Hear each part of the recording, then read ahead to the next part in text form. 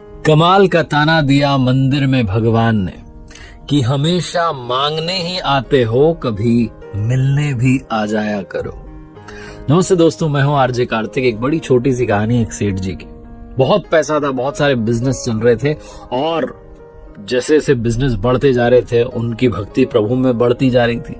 लेकिन समस्या ये थी कि सेठ जी के पास में, उस व्यापारी के पास में समय नहीं था कि भगवान की भक्ति करें। तो बहुत सारे मंदिर तो उन्होंने बनवाए, लेकिन वो स्वयं कभी पूजा करने के लिए गए नहीं। उन्होंने मंदिरों में पुजारी रख दिए और पुजारियों को नियुक्त कर दिया कि भैया आपको सुबह शाम की पूजा करनी है। तो घर में बैठ करके वो प्रसन्न हो जाते थे कि चलो साहब मंदिर बना दिए, पुजारी जो है अपनी पूजा कर रहे हैं।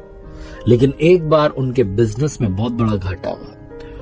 वो ऐसे संकट में फंस गए जहां उन्हें 100 करोड़ रुपए की आवश्यकता थी। और जब उन्हें लगा कि अब हर तरफ से घिर चुका हूं, पैसा कहीं से अरेंज नहीं हो पा रहा है, तो याद आया कि मैंने इतने सारे मंदिर बनाए हैं, भगवान को प्रसन्न किया है, चलो चल करके उन्हीं से मांग लेते हैं। तो सुबह सुबह इस बात का व्यापारी ने ध्यान रखा कि सुबह सुबह बोनी वाला जो समय है उसमें जाना है। सबसे पहले भगवान से मैं बात करूं, कोई और आकर के कुछ मांग ले, भगवान का मन खराब हो जाए। तो इसलिए सबसे पहले ब्रह्म मुहूर्त में जग करके निकल गए।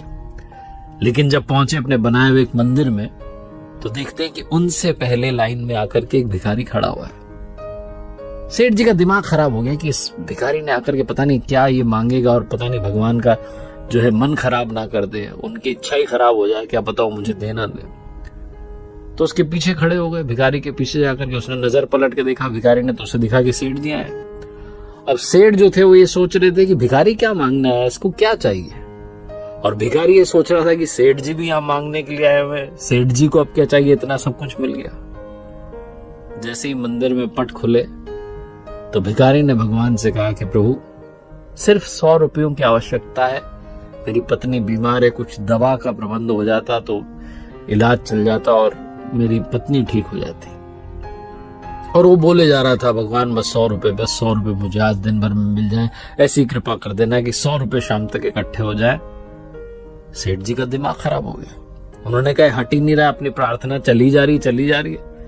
बिना देरी के अपनी जेब में से 100 का नोट निकाला और उस भिखारी के हाथ में रखा, कहा जाओ जाओ जाओ, दे दिए 100 रुपए, चलो निकलो भी यहां से, मुझे बात करने दो।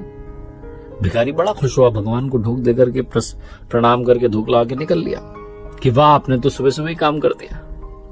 अब बारी थी सेठ जी की। सेठ जी हाथ जोड़ के खड़े होकर कहने लगे, प्रभु उस भिखारी को तो मैंने भगा दिया 100 रुपए देकर के, अब मेरी बात सुन लो, मुझे 100 रुपए नहीं 100 करोड़ रुपए चाहिए। कहीं से भी उसका इंतजाम करवा दो प्रभु, बस मुझ पर कृपा बरसा दो। बोले जा रहे थे बार बार।